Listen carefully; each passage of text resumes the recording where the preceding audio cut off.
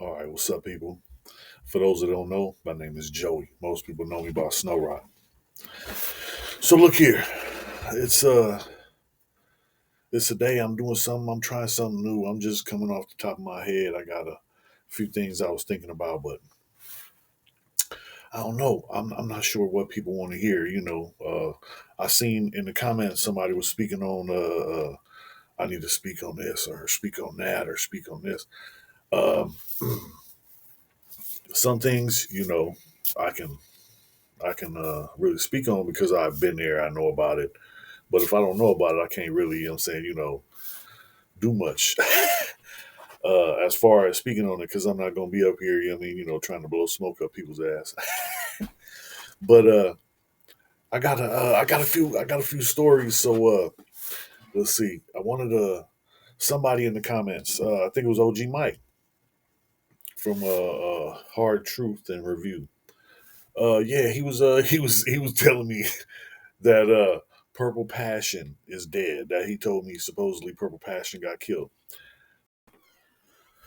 Okay, so for those that don't know, in the California prisons, there was a legend uh, about a real large black man who would.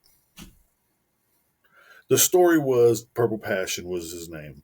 The story was Purple Passion was homosexual and liked to give oral copulation and would leave a candy bar. The story is that they have a video about this. The orientation video tells you not to, you know what I'm saying, if somebody leaves the candy bar on your bed or somebody tries to give you some candy, don't take it. Because if you take it, you're gonna be taking something else. So Purple Passion was supposedly a male in prison who was um, forcibly orally copulating. Hard to say. He was knocking people out and sucking them up. So this was the rumor. I don't know. Never met him. Don't want to, but you know what I'm saying. The legend is real. I've heard many stories about it. Look, I don't know. I don't. You know what I'm saying. I've heard all the rumors about. You know what I mean. Everybody. If you've been to California prisons, everybody heard about this Purple Passion or whoever. I don't know. You know what I mean. I've done a lot of time. I've been. You know what I'm saying. I spent majority, a large portion of my life incarcerated in California state prisons. I seen homosexuals. When I first went to prison, they were, you know what I'm saying, they were more prevalent, you know what I mean, and nowadays, you know what I'm saying, with, I was on the main line and they had the S and Y and you know what I mean, so a lot of, you know what I'm saying, the homosexuals went over to S and Y because it was, you know what I'm saying, it was easier for them to be who they wanted to be without any, you know what I'm saying, issues. Plus, I don't know how the homosexual side of things go. Not it just was never my, you know what I'm saying, cup of tea. But I've, you know what I'm saying, I've seen it. I've been hit on, you know what I'm saying, I had the booty bandit try to get at me, when I first went to prison. So it is a thing. It happens. It goes on. You know what I mean? But it's not like they portray it in all the movies and this and that and everybody's, you know what I'm saying, nah. Because if you're affiliated, if you're in a gang, then you know what I'm saying, that group has rules and regulations, you know what I mean? And most of them, you know what I'm saying, if you reputable and you a gang that's, you know what I mean, you're not gonna have people that's gay. I'm sorry. Hey, I swear, you know what I'm saying, I was sitting there watching, what was that, Lockup. It was Lockup extended stay. And you know what I'm saying, they was in Corcoran, and I was like, you know what I'm saying, I was watching it for a minute, and then they start talking about the GBGs, and this is, you know what I'm saying, this they show dude with tats, and you know what I'm saying, this is the SNY yard. But you know what I'm saying, the GBGs stand for gay boy gangsters. So it's a real thing in prison, in the SNY and sensitive needs yards.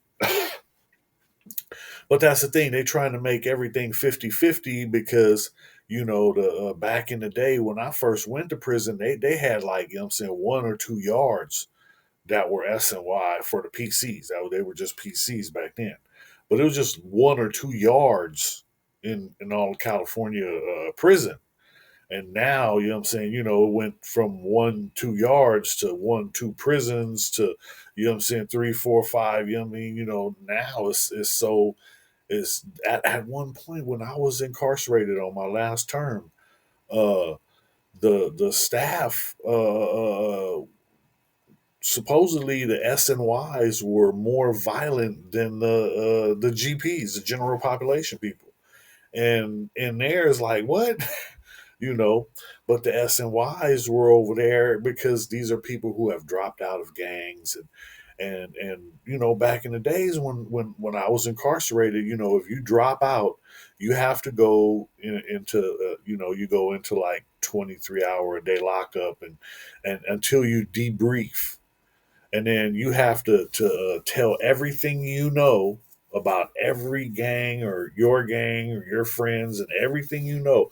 You have to tell everything you know, and then when they feel that you've told everything you given them everything you could, then they let you go out on the yard with these other, you know, child molesters and homosexuals and the people that couldn't be on the main line. But some of these people are snitches. Some of these people are dropouts. Some of these people didn't want to be involved in the gang politics and the prison politics. They didn't want to go through it, so they chose to tap out. That's what they call it, tapping out. You go over to the other side.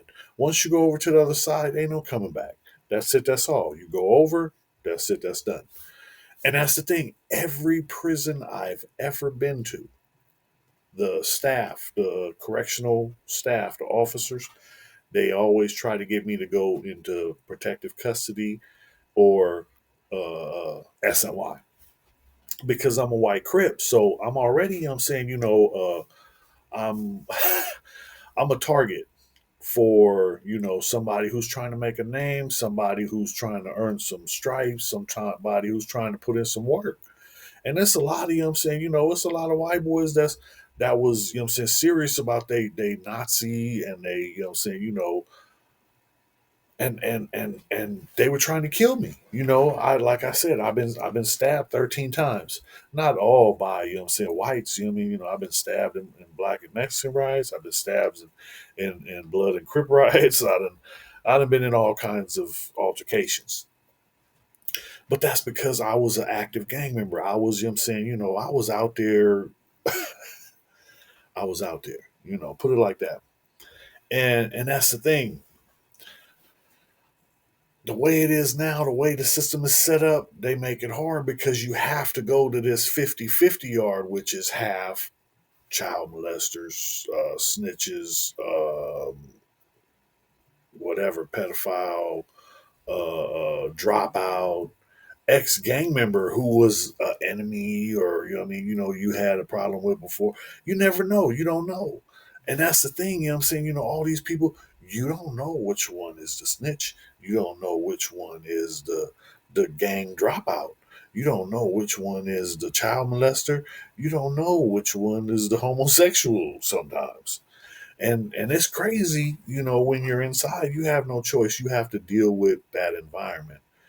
And my whole time, I chose to go mainline, and I chose to take it. Look, I don't think it was a smart ride, but it was my path. This was, I'm saying, this was my path. So I didn't fold up, and I'm saying, I'm good with that. I didn't tap out. And for a lot of people, as far as white Crips go, many of them, I'm saying, have tapped out. Just, I mean, and when I first went, when I was first in county jail, one of my big homies, my homeboy Big A, he was like, man, I'm saying, just go up in there and tell them white boys you don't bang no more, and go over there, I'm saying, and be with them white boys when you get to the pen.